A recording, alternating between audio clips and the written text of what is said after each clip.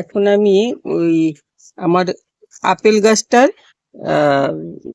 উপরে আপনাদেরকে দেখাচ্ছি। আপেল গাছটাতে আসলে এইবার মনে হয় এই প্রথম আমার গাছে ফুল আসছে মনে হয়। তো এই যে কুড়িগুলো এসছে এখানে এসছে, এই যে এইগুলোতে মনে হচ্ছে এই যে কুড়ি এসছে ফুলের। তো আরো জায়গায় জায়গায় এসছে, আমি এইখানে এসছে এই যে।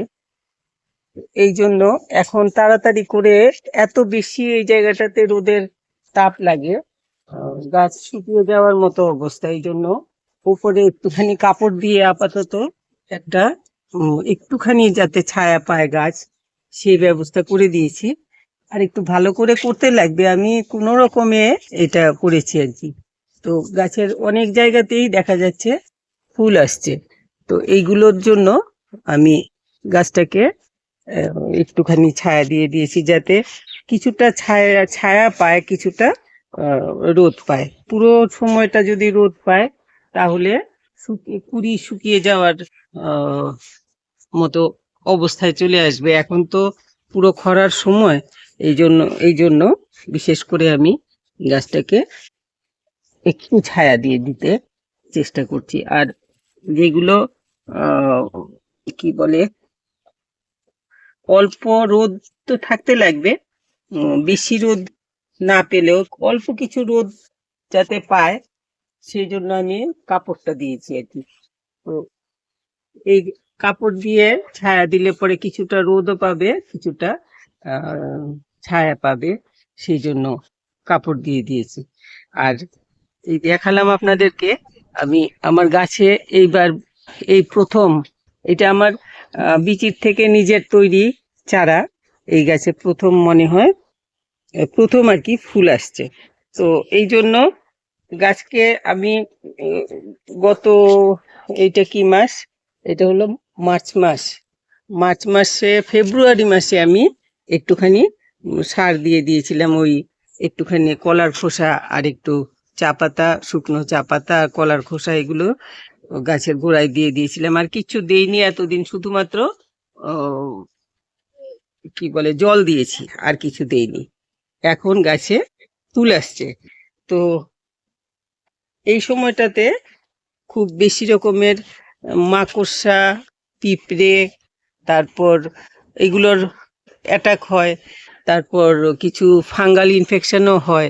এখন তো বৃষ্টি হলেই বিপদ, বৃষ্টি হলেই ইনফেকশন হওয়ার ভয়। তো একদিন দুদিন বৃষ্টি হয়েছে অল্প স্বল্প, আমি এই জন্য এর আগে আরেকদিন একটুখানি স্প্রে করে দিয়েছিলাম ওই নিম পাতা আর কাঁচা হলুদ আর ওই যে কি বলে এটাকে, কর্পূরের জল যেটা তৈরি করি, ওই ওষুধটা স্প্রে করে দিয়েছিলাম। কিন্তু আজকে আমার কাছে ওই ওষুধটাও নেই। কিন্তু এক্ষুনি স্প্রে করাটা খুব দরকার, নইলে এই সমস্ত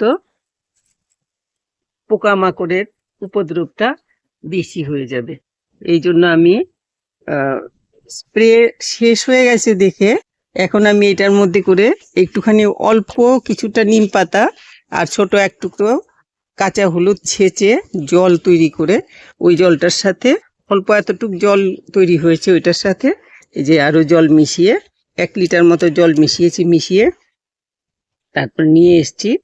পুরো গাছকে একদম সুন্দর করে স্প্রে করে চান করিয়ে দেওয়ার মতো করে দেব, যাতে পোকামাকড় এগুলোতে ডিস্টার্ব করতে না পারে। তো আপনাদের তো অনেকেরই নিশ্চয়ই আপেল গাছ আছে। আমার গাছের তো এখন পাতা টাতা কিচ্ছু নেই, শুধু এই ফুল আসছে, একটা দুটো পাতা আছে আর এই যে ফুল আসছে। এখন এগুলোকে কি করে রক্ষা করব, সেটাই আমার এখন সবচাইতে বড় চিন্তা হয়ে গেছে। গত বছর ছোট্ট একটু জায়গাতে, দুটো জায়গাতে কুড়ি এসছিল, কিন্তু পরে শুকিয়ে গেছে রোদে। তো আমি এই জন্য এইবার আগে ভাগে গাছকে ভাবলাম একটু শেড দিয়ে, শেডটাকে আর একটু ঠিক করতে লাগবে। এটা কোনো রকমে আহ, এই কাপড় একটা টানিয়ে দিয়েছি যাতে একদম ডাইরেক্ট রোদটা গাছে লেগে গাছের আহ, কুড়ি টুড়ি গুলো শুকিয়ে না যায়। আর এগুলোকে ভালো করে স্প্রে করে দিচ্ছি যাতে যেখানে যে কুড়িটা বেরোনোর মতো থাকে বেরোতে পারে, নইলেতে ও মাকড়সাতে এগুলো কুড়িগুলোকে একদম নষ্ট করে ফেলে। একটা কোথায় ছিল, এই জায়গাটাতে দিয়েছি আগে, এখানটা তো একটা কোথায় এইখানে ওই দিয়েছি। দিকটাতে দিইনি। এই এই দেখো, এইটা দেখো। পুরোটাকে একদম চান করিয়ে দেওয়ার মতো করে আমি দিয়ে দিচ্ছি। গতবার এতটুক আসেনি, অল্প এসেছিল, একটা দুটো মাথাতে মনে হয় গতবার ফুল এসেছিল। ফুল হয়নি, ছোট্ট কুড়ি এসে কুড়িটা পরে শুকিয়ে গেছে, কিন্তু এইবার এখন দেখতে পাচ্ছি মনে হয় ভালোই হবে, আশা করছি এইবার হয়ে যাবে। অনেক দিন ধরে, আজকে কয় বছর ধরে অপেক্ষায় আছি কবে আমার আপেল গাছে ফুল আসবে বা ফল ধরবে, সেই অপেক্ষায় আছি। এই বছর মনে হয় আপেল গাছ তাতে ফল হবে। তো এইভাবে আপনারা যদি আপনাদের গাছ থেকে থাকে তাহলে বেশি রোদে থাকলে একটুখানি অল্প শেড দিয়ে দেবেন যাতে কিছুটা রোদ লাগে আর কিছুটা ছায়া পায়।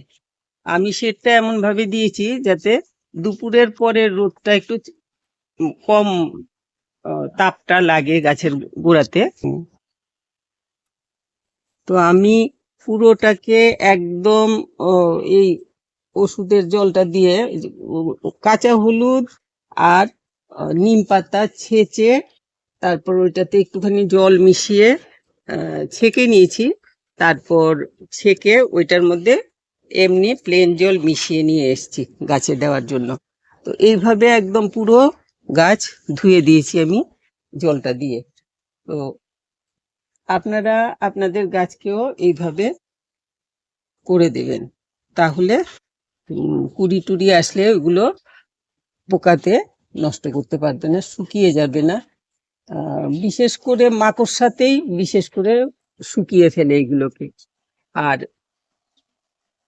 এখন এক্ষুনি এক্ষুনি আমি এইটাতে অল্প কিছু সার দেব, গাছের তো গোড়াতে কিচ্ছু নেই এখন, অনেক দিন ধরে শুধুমাত্র জল দেওয়া হচ্ছে।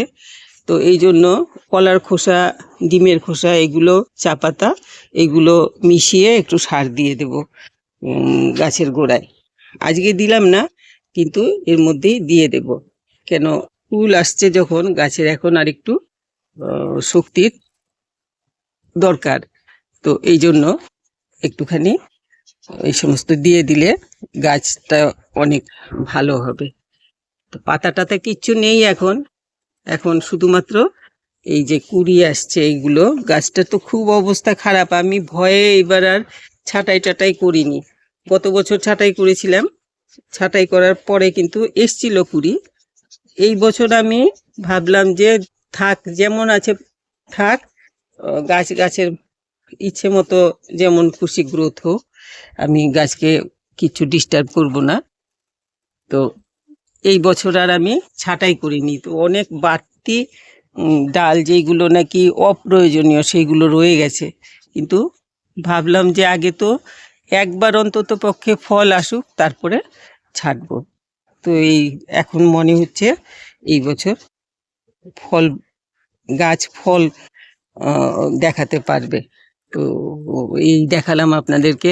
যদি আপনাদের গাছে এরকম কুড়ি এসে থাকে, ফলের কুড়ি আর কি, যদি এসে থাকে তাহলে গাছকে ভালো করে এরকম যে ফাঙ্গিসাইড দিয়ে বা এইরকম কীটনাশক কিছু দিয়ে একটু স্প্রে করে দেবেন।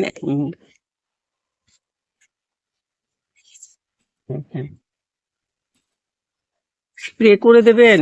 আর আমার মনে হয় 15 দিন পর পর স্প্রে করলে ভালো হবে, কেন এইগুলো 15 দিন পর পর, 15 দিনের কম দিনে দিলেও অসুবিধা নেই। তবে এখন এই যেমন আমি দিচ্ছি সন্ধে হয় হয় সময়টাতে, এই সময়টাতে দেবেন। আর ফুল বেরিয়ে আসে যখন, তখন দেবেন না। এখন তো একদম ছোট কুড়ি রয়েছে, এই যে একদমই ছোট, এই যে। তো এইগুলোতে এখন দিলে পোকা টোকার জন্য ভালো হবে, পোকা টোকাতে ধরতে পারবে না। কিন্তু আর বড় হয়ে গেলে পরে তখন আর দেওয়া যাবে না, ফুল ফলে পরিণত হবে না। কেন এগুলো তো কি বলে, পলিনেটর যেগুলো আসবে, এরা এখানে গাছের মধ্যে বসবে না। এই জন্য পলিনেটর আসার জন্য তখন ওষুধ দেওয়া যাবে না। তো এই জন্য উম, আমরা ফুলটা কুড়িটা বড় হওয়া পর্যন্ত ওষুধ দিয়ে দিয়ে আমরা ফলটা যাতে আসতে পারে, ফুলটা যাতে ভালো করে ফুটতে পারে, আর ফুল ফুটলে ফলটা হয় যাতে, সেই রকম ভাবে আমরা ওষুধ দিয়ে যাব 15 দিন পর পর। 10-15 দিন পর পর দিলেই হবে, কারণ এগুলো অর্গানিক ওষুধ, এগুলোতে গাছের কোনো ক্ষতি তো করবেই না, গাছের উপকার করবে। আর হলুদের রস যেটা, সেটাতে ফাঙ্গাল ইনফেকশনের থেকে গাছকে রক্ষা করে। তো হলুদের রস তো খুবই ভালো। আর নিম পাতা তো সমস্ত পোকামাকড়ের জন্য একটা বড় রকমের পোকামাকড় যাতে না আসে সেই রকম ব্যবস্থা নেওয়া যায় নিম পাতা দিয়ে। তো এই দুটো জিনিসই গাছের জন্য খুব উপকারী এখন। এইভাবে আপনারা আপনাদের আপেল গাছকেও 15 দিন পর পর একটু কীটনাশক ছড়িয়ে দেবেন, একটু ফাঙ্গিসাইড দেবেন, আর জলে গুলে এইরকম আমি যেমন দিলাম, আমি তো অর্গানিক ওয়েতে দেই, তো ওইভাবে আপনারা যদি দেন তাহলে পরে গাছ ভালো থাকবে। গাছে যদি ফলের জন্য কুড়ি টুড়ি এসে থাকে, ফুলের কুড়ি এসে থাকে, ওইগুলো ভালো থাকবে, সুস্থ থাকবে। আর গাছকে একটুখানি এখন খাবার দেওয়া দরকার। আমি খাবার দেইনি মাঝখানে 1-1.5 মাস, কোনো রকম 1.5-2 মাস হবে কোনো রকম খাবার দেইনি। গত 2 মাস আগে আমি খাবার দিয়েছিলাম। আর এখন তো গাছের মাটি একদম শুকনো মাটি হয়ে রয়েছে, শুধু জল দিয়েছি এতদিন, এখন গাছকে আবার খাবার দিতে লাগবে। তো ওইভাবে আপনারা দেখি, এই জায়গাটাতে আরেকটু ওষুধ দিয়ে দিন। এইভাবে আপনারা গাছের যত্ন নিন, বিশেষ করে আপেল গাছের।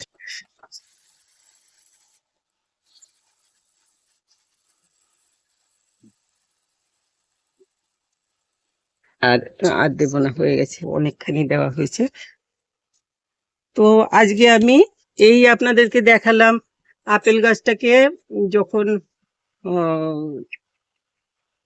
আমার এই গাছটা আর কি ফল আসবে আসবে করে এতদিন আমি গাছটার উপরে অনেক আশায় আছি।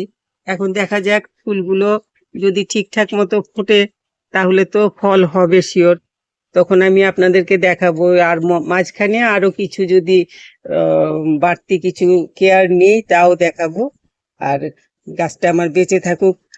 আমার অনেকগুলো কি বলে এটা, আপেলের চারা করেছিলাম, মরতে মরতে এই একটা মাত্র সবেধন নীলমণি আছে এখন। তো এইটা আপনাদেরকে আমি দেখালাম। আমি 11টা ছিল তো। হ্যাঁ, অনেকগুলো চারা করেছিলাম, এই একটা আছে, আর ছোট্ট একটা চারা করেছি আবার নতুন করে, দেখা যাক কি হয়। তো খুব আশায় আছি, ভালোও লাগছে কুড়ি দেখে। আজকে 2-3 দিন হয়েছে মাত্র কুড়ি এসছে দেখেছি। তো আপনারা এইভাবে এক্ষুনি গাছের যত্ন নিন। আর বৃষ্টি হলে পরে খুব ফাঙ্গাল অ্যাটাক হয়, ফাঙ্গাসের অ্যাটাক হয়। তো এই জন্য গাছকে একটু ওষুধ খুব লক্ষ্য করে আপেল গাছে ওষুধ দিয়ে দেবেন। আর একটুখানি সার তো আমরা নিশ্চয়ই দেব, কেন ফুল হওয়া বা ফুল থেকে ফলে কনভার্ট হওয়া, যে সেই জিনিসটার জন্য তো গাছের অনেক শক্তির প্রয়োজন। তো এখন যা কিছু যেটুকু মাটিতে যা সার দিয়েছিলাম ওইটা গাছ টেনে ফেলছে। তো এখন গাছের আরো কিছু সার দেওয়া প্রয়োজন। তো আমরা এখন গাছে সার দেব। আমি কি সার দিচ্ছি সেটা আমি আবার একটা ভিডিও করে আপনাদেরকে দেখাবো। তো আজকে আর ভিডিও বড় করছি না। আপনারা সবাই এইভাবে আপেল গাছ যদি থেকে থাকে আপনাদের, অনেকের বাড়িতেই আপেল গাছ আছে, অনেকেই খুব ইয়ে করে ছাদ বাগানে আপেল গাছ লাগায়।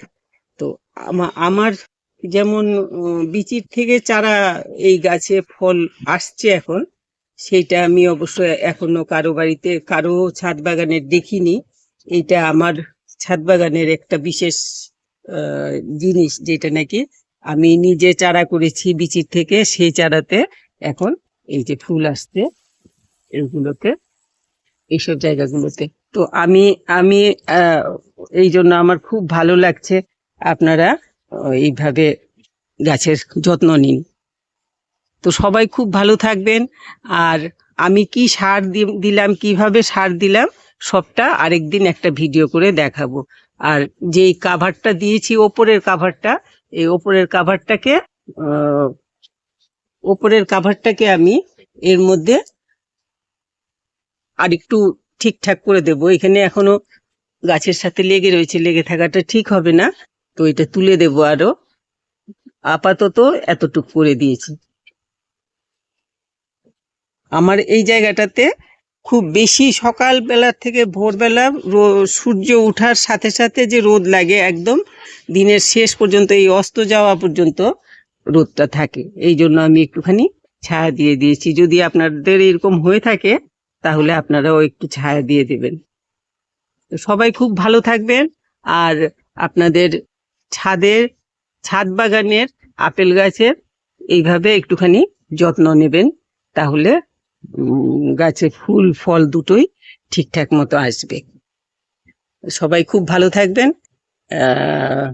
আপনাদের গাছেও ফল হোক। আর সবাই একটুখানি আমার জন্য প্রে করবেন, যাতে আমার গাছের ফলটা ঠিকঠাক মতো হয়। খুব ভালো থাকবেন সবাই।